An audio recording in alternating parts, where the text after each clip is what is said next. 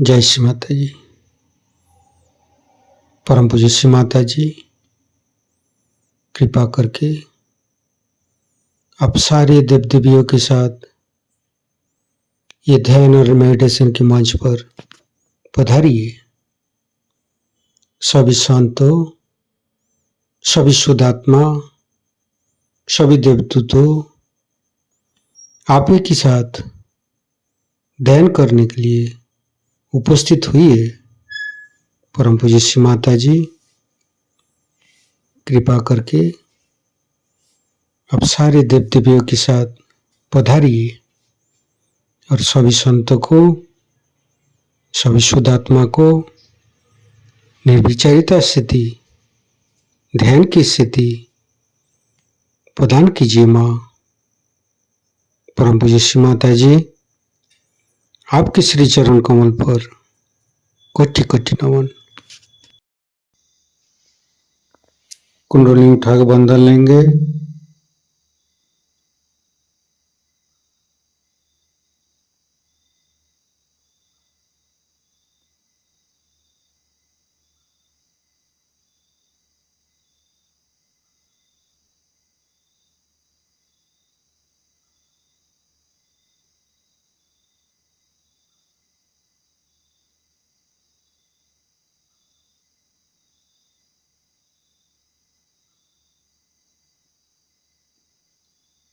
तीनों महामंत्र।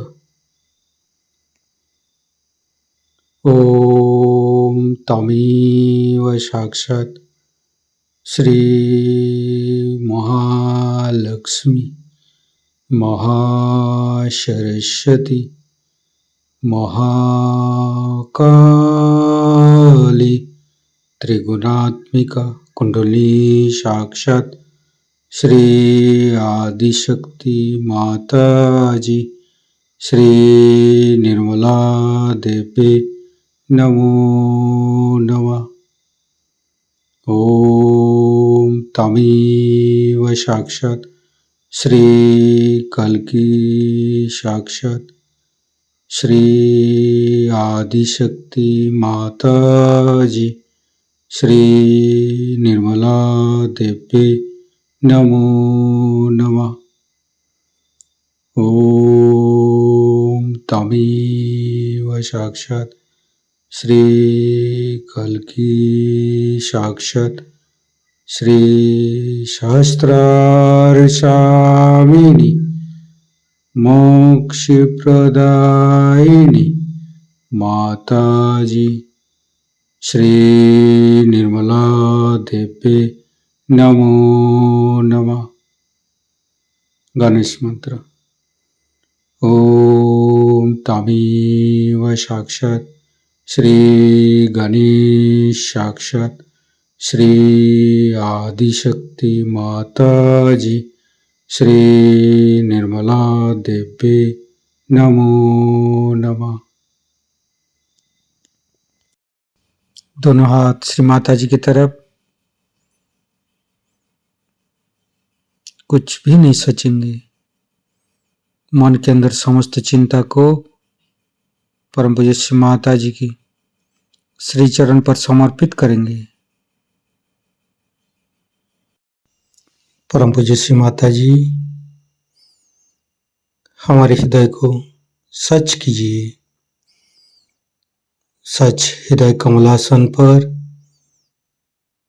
आपके श्री चरण की पूजा होने दीजिए। माँ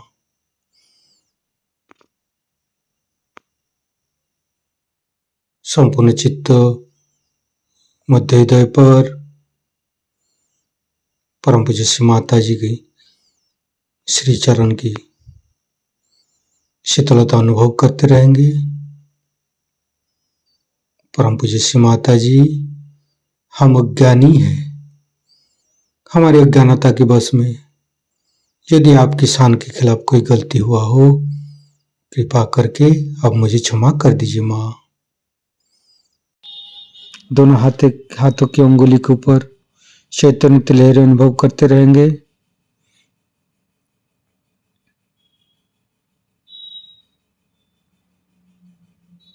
फिर धीरे धीरे चित्त को तीनों मूलाधार पर लेकर आएंगे।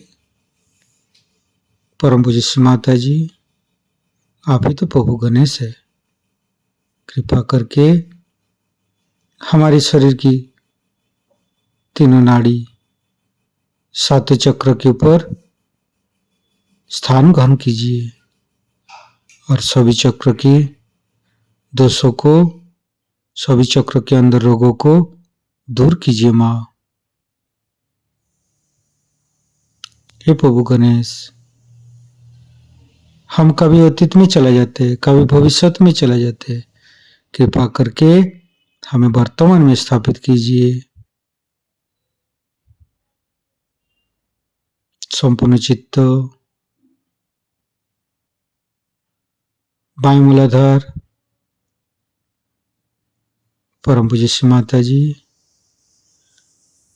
आप ही तो अबोधिता प्रदान करते हैं, आप ही तो पवित्रता बनाया है। कृपा करके हमारी अबोधिता और पवित्रता को रक्षा कीजिए। निर्मल गणेश का मंत्र लेंगे। ओम तमेव साक्षात श्री निर्मल गणेश साक्षात श्री आदिशक्ति माता जी श्री निर्मला देवे नमो नमः। धीरे धीरे चित्त को राइट मूलाधार पर, परम पूज्य श्री माता जी, आप ही तो राक्षस संतरी है, आप ही तो राक्षस अग्नि है। कृपा करके हमारे अंदर राक्षस प्रवृत्ति को नष्ट कीजिए।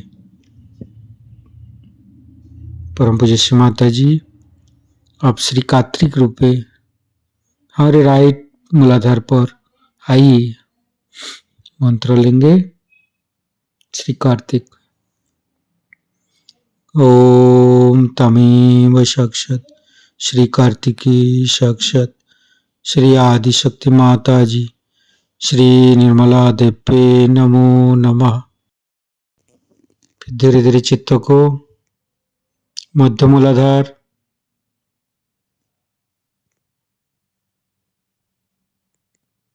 ओम गंग गणपते नमः 4 बार करेंगे। ओम गंग गणपते नमः, ओम गंग गणपते नमः, ओम गंग गणपते नमः, ओम गंग गणपते नमः। साक्षात श्री आदिशक्ति माता जी श्री निर्मला देवे नमो नमः। परम पूज्य श्री माता जी, गौरी माता के रूप में हमारे मध्य मूलाधार में आइए और समस्त दोषों को दूर कीजिए। परम पूज्य श्री माता जी, हमारे ऊपर दया कीजिए, कृपा कीजिए, हमारी क्षमा को स्वीकार कीजिए माँ।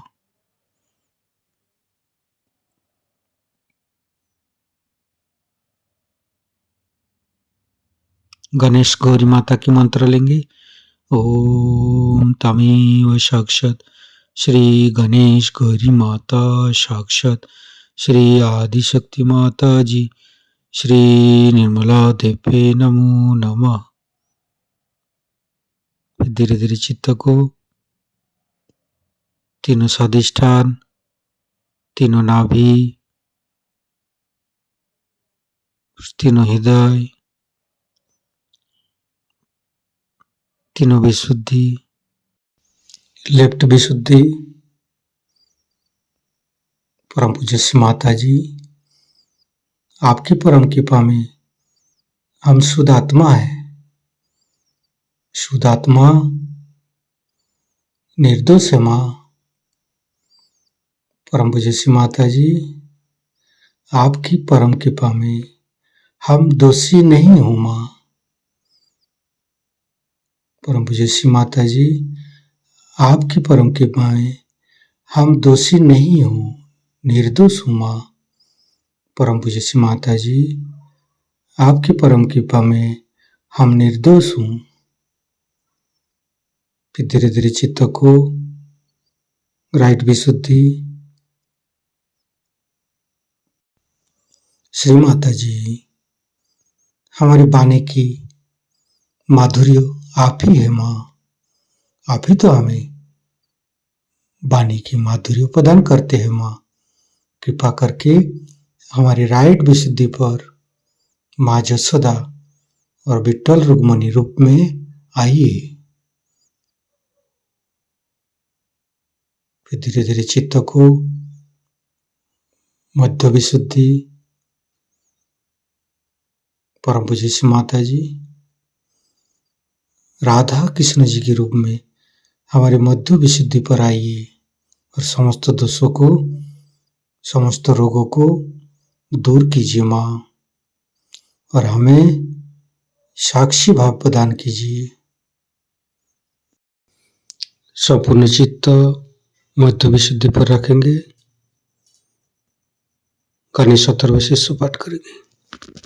ओम नमस्ते गणपतये तमेव प्रत्यक्षं तत्त्वमसि तमेव केवलं कर्तासि तमेव केवलं धर्तासि तमेव केवलं हर्तासि तमेव सर्वं खल्विदं ब्रह्मासि तं साक्षादात्मसि नित्यं हरितं वच्मि सत्यं वच्मि अवतं माम् अववक्तारम् अवसोतारम् अवदातारम् अवधातारम् अवानुचानमवशिष्यम् अवपश्चातात् अवपुरस्तात् अवोत्तरातात् अवदक्षिणातात् अवचोदातात् अवधरातात् सर्वतो मां पाहि पाहि समन्त्रात् तं वाङ्मयस्तं चिन्मयो तं आनन्दमयस्तं ब्रह्ममयो स्तं सच्चिदानन्दादित्योऽसि स्तं प्रत्यक्षं ब्रह्मासि स्तं ज्ञानमयो विज्ञानमयोऽसि सर्वं जगदं तत्तो जयते सर्वं जगदं तत्तोत्तिष्ठति सर्वं जगदं त्वयि लयमस्यति सर्वं जगदं त्वयि पत्येति तं भूमिरापो नालो नीलो नमः स्तं चत्वारि वाक्पदानि स्तं गुणत्रयातीतो स्तं देहत्रयातीतो स्तं कालत्रयातीतो स्तं मूलाधारसितोत्सि नित्यं स्तं शक्तित्रयात्मक स्तं योगिनो ध्यायन्ति नित्यं स्तं ब्रह्मा स्तं विष्णु स्तं रुद्रस्तं इन्द्रस्तं अग्निस्तं वायुस्तं सूर्यस्तं चन्द्रमास्तं ब्रह्मभूर्भुवस्सुरं ज्ञानादिपूर्वमुच्चाय वर्णादि तदनन्तर अनुस्वारो परतरो अर्धेन्दु उलसितं तारेण ऋतं एतत्तव मनुष्यरूपं गकारो पूर्वरूपम् अकारो मध्यम रूपम् अनुस्वारो शान्तिरूपम् बिन्दु उत्तररूपम् नादं सन्धानं संगीता सन्धि शैषा गणेशविद्या गणकऋषि निश्चित गायत्री छंद गणपतिर्देवता ओं गं गणपतये नमः एकदन्ताय विद्महे वक्रतुण्डाय धीमहि तन्नो दन्ति प्रचोदयात् एकदन्तं चतुर्हस्तं पाशमङ्कुशधारिणं रदं च वरदं हस्ते बिभ्राणं मूषकध्वजं रक्तं लम्बोदरं शूर्पकर्णकं रक्तवाससं रक्तगन्धानुलिप्ताङ्गं रक्तपुष्पे सुपूजितं भक्तानुकम्पिनं देवं जगत्तारणमच्युतम् आविर्भूतं च सृष्ट्यादौ प्रकृते पुरुषोत्तरम् एवं ध्यायन्ति नित्यं स योगी योगिनो वर नमो बृहत्पतये नमो गणपतये नमो पमतपतये नमस्ते अस्तु लंबोदराय दन्ताय विघ्ननाशिने शिवसुताय श्री वरदमूर्तये नमो नमः। साक्षात् श्री आदिशक्ति माता जी श्री निर्मला देवी नमो नमः। संपूर्ण चित्त बुद्ध विशुद्धि पर रखेंगे। धीरे धीरे चित्त को प्राणाग्र, बैकाग्र, शास्त्रार। परम पूज्य श्री माता जी हमारे अंदर अहंकार पति अहंकार को दूर करके हमारी ब्रह्मानंद को खोल दीजिए माँ। हमारी शास्त्रार पर विराजमान होइए माँ।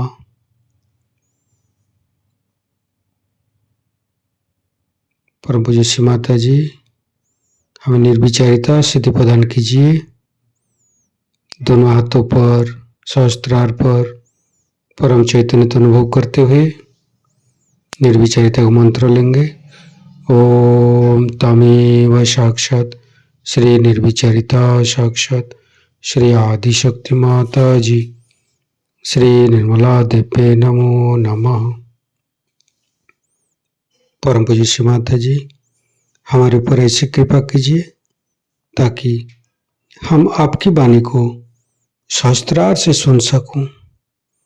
संपूर्ण चित्त शास्त्रार पर परम पूज्य श्री माता जी का अमृत वाणी हम शास्त्रार से ग्रहण करेंगे।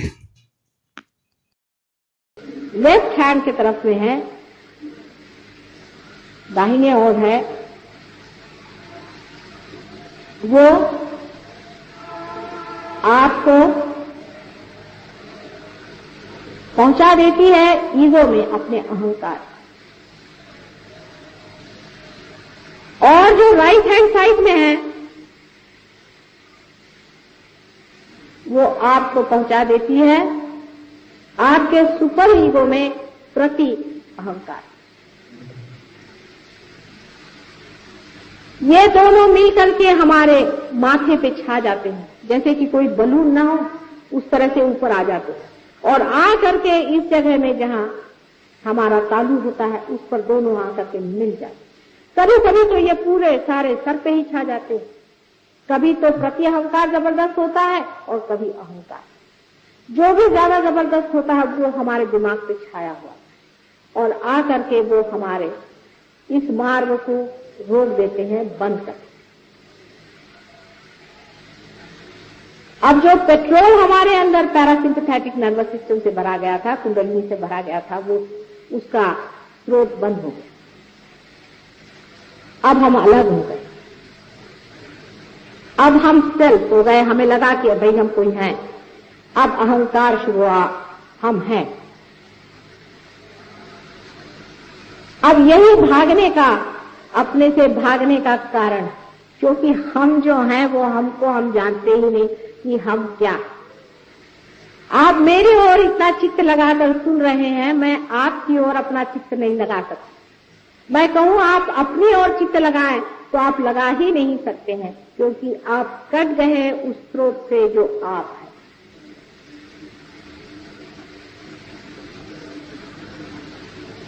एक जो प्रति अहंकार है, सुपर ईगो है, उस पर बोझे जितने भी हमारी ओर से पड़ते जाते हैं, हर तरह के बोझे, उसको आप कह सकते हैं इस तरह के बोझे जिसमें हम अपने सिखाते हैं कि ये करो, वो करो, ऐसा नहीं करना चाहिए, वैसा नहीं करना चाहिए, ऐसा नहीं करना चाहिए, इधर नहीं जाना चाहिए, वो नहीं खाना चाहिए, इस तरह की चीजें।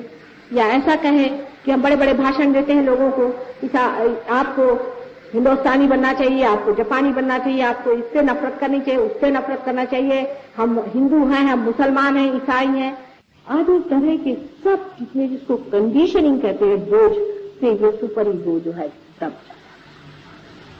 और जो अहंकार है वो ये कहता नहीं हम तो ये हैं, हमें ये करना चाहिए, वो करना चाहिए। जो कहता है नहीं करना चाहिए वो तो सुपर ईगो, और जो कहता है करना चाहिए वो ईगो। असल में हम न तो कुछ नहीं करते हैं, न तो हम कुछ करते। करने वाला तो कोई और ही है, बेकारी में बच खाना पड़ना। करने वाला अपना काम तो करता ही है और करेगा ही, लेकिन यही जड़ता हमारे अंदर दोनों है कि हम उस पेट्रोल को इस्तेमाल करते हैं इन दोनों ईड़ा और पिंगला से, अपने सिंपैथेटिक नर्वस सिस्टम से, उससे हम अपने को कंडीशनिंग कर लेते हैं, बोझे में डाल लेते हैं। बीचों बीच सुषुम्ना नाड़ी। अब बहुत से लोगों ने मुझसे ऐसा भी कहा कि माता जी आप तो इनके विरोध में बोलते हैं, उनके विरोध में बोलते हैं। भाई मैं किसी के विरोध में नहीं बोल रही, लेकिन तुम तो गलत सीढ़ी से चढ़ गए ना, उसे तो उतारना पड़ेगा ही जो बीच की सीढ़ी में तुम्हें चढ़ाना है। इसमें किससे मैं विरोध कर रही हूँ, मेरी समझ में नहीं आता कि इसमें किससे विरोध करके मुझे क्या करना है। मैं तो आपसे बता रही हूँ कि आप गलत सीढ़ी पे चढ़ गए, सभी उतर आइए। मैं तो बड़े बड़े गुरुजनों से मिलने जाती हूँ, उनसे बात करती हूँ कि आप कर क्या रहे हैं।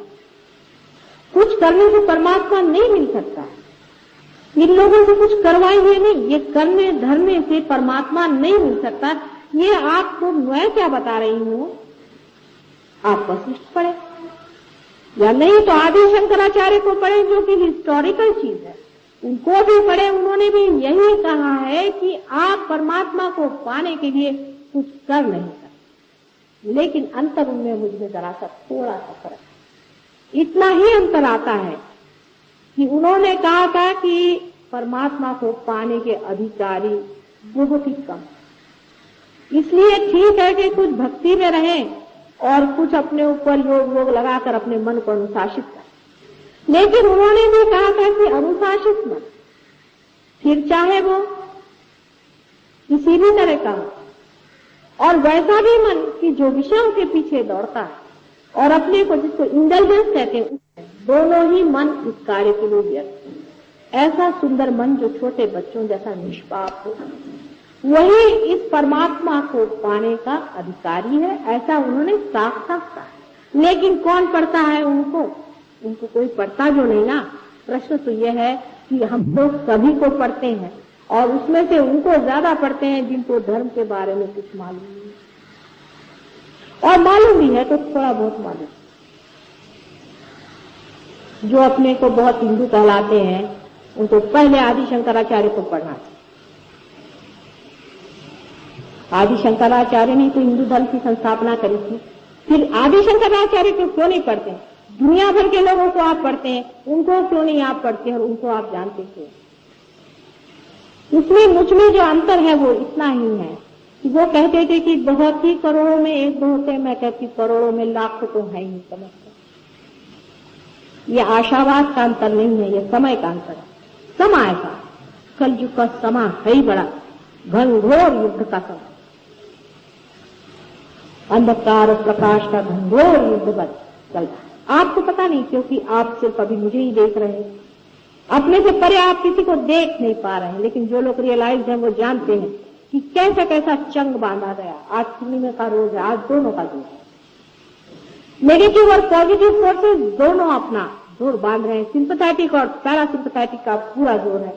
सिंपैथेटिक पैरासिम्पैथेटिक को चूसे चली जा रही है, और सिंपैथेटिक कितना भी चूस ले, अगर पैरासिम्पैथेटिक उस अनंत से एकाकार हो जाएगी तो उसमें वो भरता ही रहेगा। कितना भी आप पेट्रोल खर्चा करें, अगर वो पेट्रोल पंप ही में लगा हुआ है तो फिर क्या डरने की? ये सारे सिंपैथेटिक का प्रश्न। सिंपैथेटिक की जो एक्टिव कॉन्शियसनेस की साइड है, जहां से आप सारा काम करते हैं, जिसे एनर्जी इस्तेमाल करते हैं, वो अगर अति इस्तेमाल हो तो कैंसर जैसा रोग हो जाता है। और जिस तरफ में सुपर ईगो होता है वो ज्यादा इस्तेमाल हो तो पागलपन आ जाता है। हम किसी को ठीक ठाक नहीं करते हैं। यह भी कहना कि हम बीमारियां ठीक करते हैं एक तरह से गलत ही बात है, क्योंकि वो तो पैरासिम्पैथेटिक नर्वस सिस्टम जो कि इन दोनों भी सिस्टम को ठंडा कर देती है, अपने आप ही मनुष्य जो है वो ठीक हो जाता है। अगर कोई पागलपन होगा तो वो भी ठीक हो जाएगा, और अगर कोई आपके अंदर में ओवर एक्टिविटी से कैंसर जैसा रोग होगा वो भी ठीक है। कैंसर का इलाज सिर्फ सहज योग, और कोई उसका इलाज संसार में नहीं है। ये बात सिद्ध हो जाएगी। हम जानते हैं कि थोड़े दिन में बिल्कुल ये बात सिद्ध हो जाएगी, और हमने बहुतों का इलाज भी जो किया है कैंसर का, वो भी लोग यहाँ बैठे हुए हैं वो भी बता सकते हैं। तो भी एक बात पहले और शुरू से ही कह रही हूं कि चित्त हमारा कहाँ है? चित्त क्या उस कैंसर पे है जो इस शरीर को जर्जर किए हुए है, जो कि जड़ है। हमारा चित्त अगर चैतन्य पे है तो चैतन्य की बात सोचनी चाहिए। जब तक हम अपना चित्त चैतन्य की ओर नहीं रखेंगे तो जड़ भी हमें सताएगी। सारा काम चैतन्य का, जड़ता का कोई काम ही नहीं। हमको इतनी आदत जड़ता की हो गई है, इतनी आदत जड़ता की हो गई है कि मनुष्य छोटी छोटी जड़ बातों से फिसल जाता है, छोटी छोटी जड़ बात। जैसे मैं आपसे कहूं, एक भी हमारे पास आती थी, उनको रियलाइजेशन हो गया और वो काफी अच्छे से देने वगैरह लगे। लेकिन रियलाइजेशन का मतलब भी ये तो नहीं कि आप वयस्क हो गए, आपका पुनर्जन्म हो गया, आप दूसरे बच्चे हो गए। अब उनको आगे बढ़ना चाहिए, उस पर उनका चित्त, मेरा लड़का जो है वो ठीक हो जाए, मेरे बच्चे जो हैं वो ठीक हो जाए, मेरा पति जो है उनका ठीक हो जाए, फिर थोड़ी देर मेरे पैसे का मामला ठीक हो जाए। चित्त कहाँ है? चित्त आप रियलाइज हो गए तो भी चित्त वही है जिसे आप छोड़ के आए हैं। जिसने चैतन्य पे चित्त रखा है वो बहुत ऊंचा उठ गया है। आपके बीच में भी ऐसे लोग बैठे थे जो बड़े ऊंचे, सब देवता स्वरूप है। ये लोग वंदनीय हैं। यही देवताएं हैं, इन्हीं को देवता कहना चाहिए जिनका रीबर्थ हो। बेकार की बातें करने वाले लोगों से झगड़ा करने की किसी को भी कोई जरूरत नहीं। जिनको आना हो आए, नहीं आना हो नहीं आए, उनसे झगड़ा करने भिड़े और वाद विवाद करने का आज समय रहे नहीं, क्योंकि वो लोग वाद विवाद ही करते रहेंगे। क्योंकि शंकराचार्य ने भी कहा था ना कि निम्न कोटि के लोग हैं, उनको तो ठीक है वो अपने किसी तरह से अपने मन को अनुशासित करें और किसी तरह से अच्छे से रहें, चोर चकोरी से बचे, एक अच्छे सामाजिक घटक बन के रहे। किंतु परम में पाने वाले लोग, परम की ओर दृष्टि रखने वाले लोग ऐसी चीजों से संतुष्ट होने वाले नहीं। जब तक परम आपने पाया नहीं, आपको मेरे ऊपर भी बिल्कुल विश्वास नहीं करना चाहिए। इस ढकोसलेबाजी की बिल्कुल जरूरत है। किसी भी चीज आपको कोई भी बताए, आप कुछ विश्वास न करके पहले अपने अंदर पा लीजिए, तभी आप मेरे ऊपर भी विश्वास। यहां कोई बाजार खोलना नहीं है, पैसा कमाना नहीं है, नाम कमाना नहीं है, सिर्फ मुझे यहां मनुष्य का परिवर्तन करने का है। और इस जन्म में नहीं हुआ तो अगले जन्म देख लेंगे, हम तो हमें अनंत में ही रहने की आदत थी। लेकिन अब भी ये सोच लेना चाहिए कि जो कोई मर चुके तो मर चुके हैं, उनकी बातें लेकर के न दोहराइए, चित्त अपनी ओर रखिए। शायद हो कि उनमें से आप एक हो जिन्होंने कुछ कुछ लिख दिया था, हो सकता है कि आप ही वो बड़े भारी लोग हो जिन्होंने कि बहुत कुछ लिखा और आज फिर यहां जन्म लेकर के आए हैं अपना दावा लेने। जो हो चुका तो भी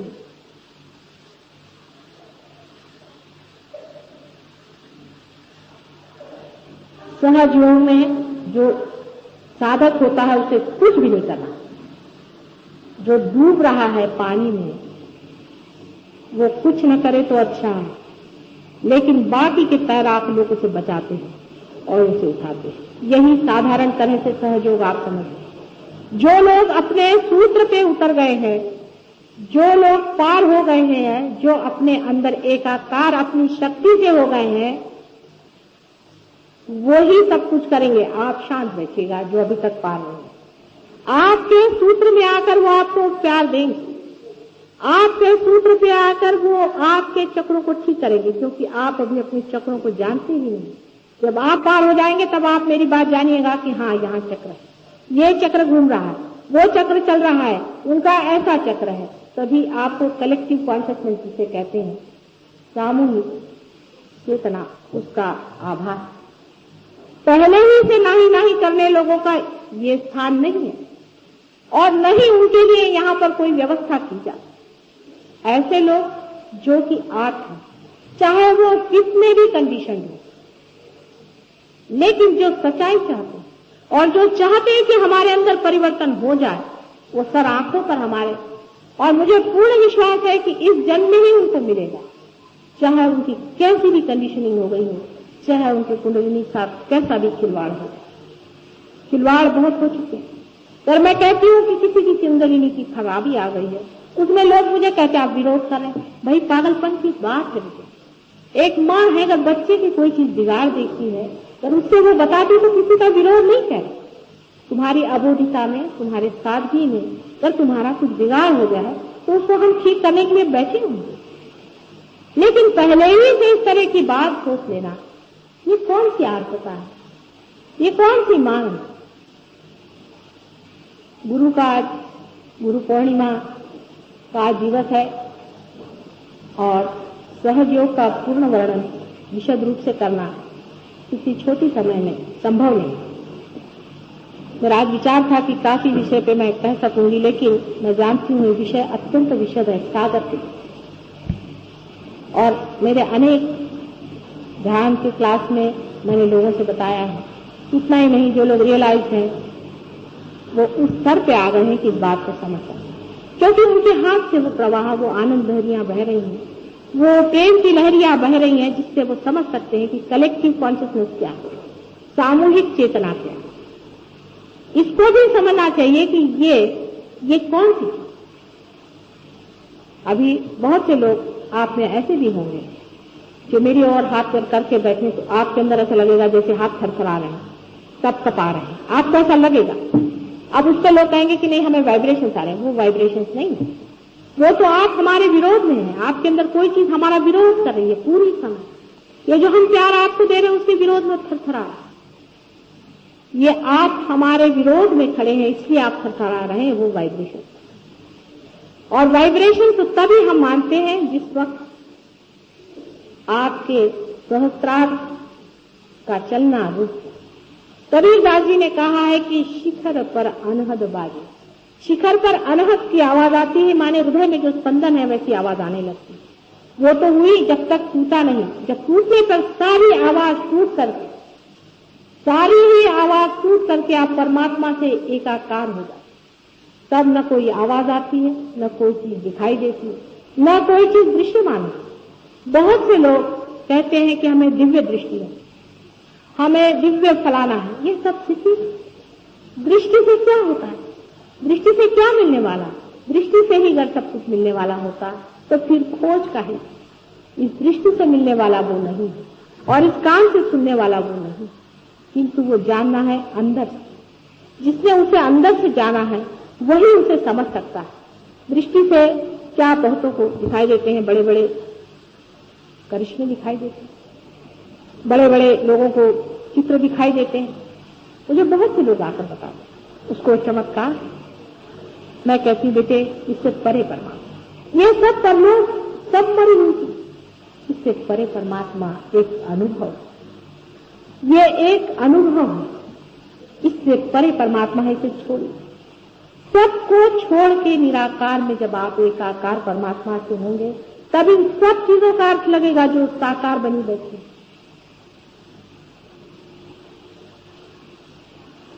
इस आनंद लहरी से लोगों ने बहुतों को ठीक भी किया, बीमारियां ठीक हुई। लेकिन सबसे बड़ी जो चीज हुई है जिसका मुझे बहुत आनंद है कि 10 आदमी पार भी हो गए, सब ने मिलकर सामूहिक क्या पार हो। अब आप ये कहेंगे कि इतने जल्दी कोई पार क्यों होता है? नहीं होते, बहुत से लोग नहीं होते। 4-4 साल लोग हमारे पास आ रहे हैं, बहुत बड़े बड़े लोग हैं। कोई तो बड़े भारी मिनिस्टर साहब है, कोई गवर्नर साहब है, कोई कुछ है। नहीं होते तो नहीं होते, हम तो उसे क्या करें? हमें किसी से पैसा तो लेना है नहीं कि आप 2000 रुपया दे दीजिए हम पार कर दें, सर्टिफिकेट दे दें। ये जो नहीं हुआ सो नहीं हुआ भाई, हुआ तो हुआ। अभी हम अमेरिका गए थे, वहां पर एक साहब बहुत बड़े राजा हैं, वो कहीं वहां मिले, वो हमारे साथ हैं। वो हमसे कहने लगे कि माता जी ये क्या आप जो आता उसको पार कहते, हमको नहीं कहते, हमने क्या किया? मैंने कहा बेटे हम तुमसे कुछ कहेंगे नहीं क्योंकि तुम्हें दुख होगा। तुम धर्म के ऊपर में इतना लेक्चर होते, तुमने कभी धर्म में उतरे हो क्या? ये रात दिन तुम जो अपनी जान को मारे ले रहे हो, ये किससे मारे? तुम जरा इसे छोड़ो, थोड़ा सा परमात्मा पे छोड़ो। 4 दिन बीत गए, उसने कहा भैया आपको हम मान गए। हम इंडिया में गए तो सब लोगों ने हमसे कहा कि तुम तो भैया एकदम पार हो और तुम हमारा कार्य करो, तुम हमको रुपया दो और ये करो। सबने हमें सर्टिफिकेट दिया। मैंने कहा मेरे पास नहीं चलता बेटे, क्या करो? वो तो जो होएगा सो होएगा, इसमें किसी की चापलूसी, किसी की रिकमेंडेशन कुछ नहीं चलता। ये इतना अल्ट्रा मॉडर्न है कि इस पर किसी का असर नहीं चलता। जो होगा सो होगा, जो नहीं होगा नहीं। अब जो नहीं हुआ वो नाराज हो जाते हैं और मेरे खिलाफ जाकर के कुछ बोलने लग जाते। बोले अब हम क्या करें, नहीं हो रहे तो भाई हम तो चाहते हैं कि सबको वो रात दिन मेहनत कर रहे हैं कि आप लोग हो जाए, लेकिन आप नहीं होते, उनसे हम क्या करें? आपकी रुकावट। ये भी सोचना चाहिए कि कोई हो गया कहते, किसी को नहीं कहते, और सब लोग कहते कि हाँ हो गया। जितने भी खड़े कहते हाँ हो गया तो वो होगा, और सब लोग कहते नहीं इसका सहस्रार चल रहा है, माने सबका ही चल रहा है, तो भी कोई तो सत्य होना। बीमारी को ठीक करना सहयोग का कार्य नहीं, ये जान लेना चाहिए। क्योंकि बहुत से लोग ये कहते हैं कि उन्होंने भी ठीक किया, उन्होंने भी ठीक किया। क्या हो, कैसा क्या पता है? सहयोग से सिर्फ कुंडलिनी की जागृति और परमात्मा को पाने की बात है, और कोई नहीं है। और ये कार्य जो है इसका आप जड़ से संबंध मत जोड़, कभी भी इसका जड़ से संबंध जोड़ करके इसको जड़ में नहीं आता, क्योंकि बीमारियां तो 1000 तरह से ठीक लोग करते। आपने सुना होगा डॉक्टर लैंग, एक आदमी था लंदन में, बहुत बड़ा डॉक्टर, वो मर गया अकस्मात। वो मर गया, उसकी इच्छा अतृप्त थी। तो एक सोल्जर था वियतनाम में, उसके सुपर ईगो में वो घुस गए, उससे कहने लगे कि तुम लंदन चलो मेरे लड़के के घर। जब वहां पहुंचे तो उन्होंने उनसे कहा कि तुम उनसे कहो मैं आया हूं तुम्हारे अंदर। तो लड़के ने कहा इसका क्या विश्वास। तो उन्होंने सब उसको बताया, जो कुछ भी उनके बीच में गुप्त वार्ता सीक्रेट हुए थे सब बताए। उसको विश्वास हो गया। तो उसने कहा कि तुम फिर से मेरा शुरू करो ऑर्गेनाइजेशन, मैं तुम्हारी मदद करूंगा, क्योंकि यहाँ पर लोग में बहुत से डॉक्टर्स हैं जो मैनिफेस्ट करना चाहते हैं, जो अवतरित होना है। उनका बड़ा भारी इंटरनेशनल ऑर्गेनाइजेशन है, पर वो सच्चे लोग हैं, कहते हैं कि ये हम लोग स्पिरिट से काम करते हैं। झूठे नहीं, उसको भगवान का नाम नहीं देते, वो कहते हैं स्पिरिट का काम। और उन लोगों का ऐसा है कि उनको अगर आप चिट्ठी लिख दीजिए तो वो आपको लिख के भेजते हैं कि 10 बजे इतने टाइम पर आपके पास आकर कोई आदमी कुछ कर जाएगा, आप आराम से देखते हैं। और बराबर उसी वक्त आपको कुछ लगता है कि कुछ हुआ अपने अंदर में और आप ठीक भी हो जाए। बहुत से लोग ठीक भी हुए हैं, लेकिन तो भी रोग ठीक करने से सिर्फ शरीर ने ठीक किया है, उसे परम तत्व तो किसी ने पाया नहीं, परम तत्व मिला नहीं। ये शरीर यहाँ छूट जाएगा और फिर वहां जाकर फिर यहीं आएगा। और जिन पर वो ऐसे प्रयोग कर रहे हैं वो ये भी नहीं जानते, वो भी अबोध है, वो भी उनका बचकाना पर। वो जानते नहीं है कि जिन स्पिरिट्स को वो आज इस्तेमाल कर रहे हैं कल वही उलट के हमारे ऊपर आएंगे। मैं सोचती हूँ डॉक्टर लैंग जरूर थोड़ा सा जानते थे, नहीं तो वो अपने लड़के के अंदर क्यों नहीं घुसे, वो इस सोल्जर के अंदर जाकर क्यों नहीं। और स्पिरिट का देह जो होता है उस पर ये जड़ नहीं होता, इसलिए वो बहुत कुछ देख सकता है बनिस्बत हमारे, जिसको कि आप ESP कहते हैं, जिसे को आप पैरासाइकोलॉजी कहते हैं, जिसे कि आप पेंटिकॉस्टल्स का वो जो आत्मा का आशीर्वाद कहते हैं, जो कूदना होता है, जो चीखना होता है, चिल्लाना होता है, मेस्मरिज्म होता है, सारा स्पिरिट का काम। उसमें से कुछ स्पिरिट अच्छे भी होते और कुछ स्पिरिट बहुत दुष्ट। जैसे हम हैं वैसे स्पिरिट भी हैं, कुछ तो राक्षस भी होते हैं, महादुष्ट होते हैं। आप उन्हें आज देख नहीं रहे, हो सके तो मैं आपको बाद में दिखा भी सकूंगी, जैसे आज कुंडलिनी दिखा रही, ऐसा समय आ जाए तो मैं आपको वो भी दिखा दूंगी। लेकिन है, उनका वास्तव भी आप देख सकते हैं, उनका असर आप देख सकते हो। और हर एक रिलीजन में उनके बारे में लिखा है। हिंदुओं में सुरासुरों की बात जो है तो है। जब आप पॉजिटिव की बात करेंगे तो नेगेटिव आपको दिखाने पड़ेगा कि ये नेगेटिव है, ये पॉजिटिव है। जो धर्म और अधर्म की बात नहीं कर सकता है वो हवाई बात। सिर्फ धर्म की बात करने से कैसे होगा? धर्म भी है और अधर्म भी है, उसकी पूरी सारी देखा है। जो धर्म है अधर्म नहीं हो सकता, और अधर्म है वो धर्म नहीं हो सकता। इसका कंफ्यूजन कलयुग की वजह से कर दिया। लेकिन ऐसी बात नहीं है, जो नेगेटिव है वो नेगेटिव है, जो पॉजिटिव है वो पॉजिटिव। जो नेगेटिव चीज है उसको समझ लेना चाहिए। नेगेटिव का मतलब है मरीज, डेड, सिंपैथेटिक में बैठी, निबिड़ों से गई हुई, वो है। और उस नेगेटिव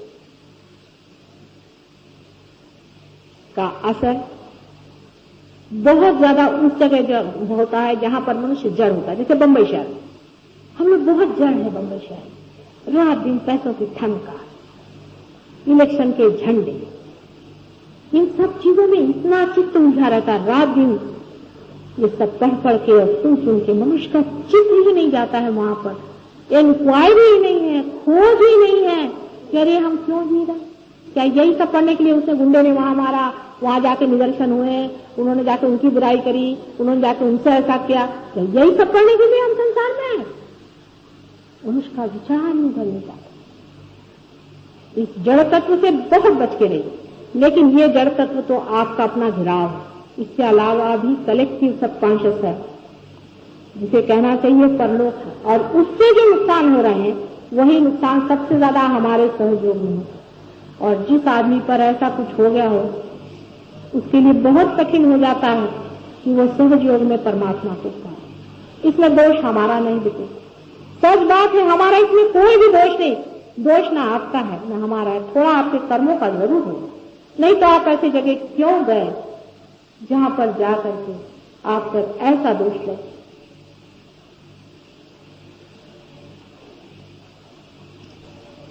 पूरी सतर्कता में स्वयं स्फूर्त अपने आप होने वाला जीवन का विकास, यही सहज योग।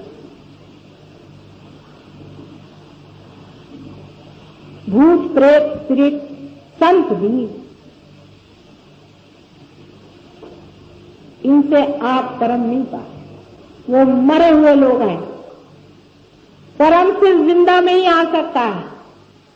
मरे हुए में अगर आता तो क्यों वो यहां आ रहे हैं हमारे ऊपर, वहां क्यों नहीं बैठते। जिंदा होना चाहिए। आदमी जब तक जिंदा नहीं होगा, सतर्क नहीं होगा, उसकी चेतना जब तक पूरी तरह से जागरूक नहीं होगी, तब तक उसके अंदर सहयोग नहीं हो सकता।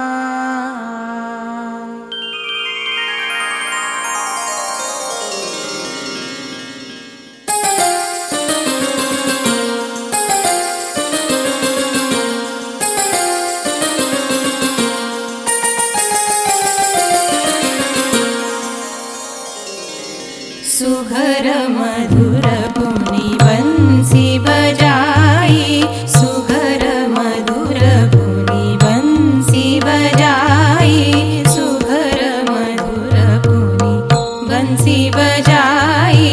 धाम काम त्यजी सब सखी आई, धाम काम त्यजी सब सखी आई, सुघर मधुर पुनि बंसी बजाई।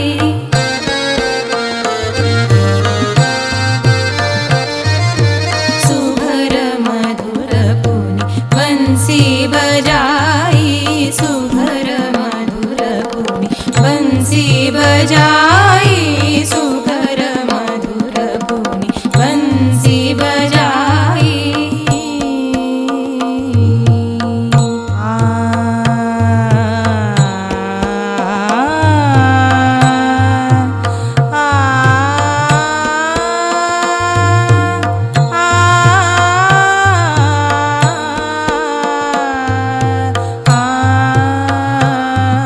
सुघर मधुर पुनि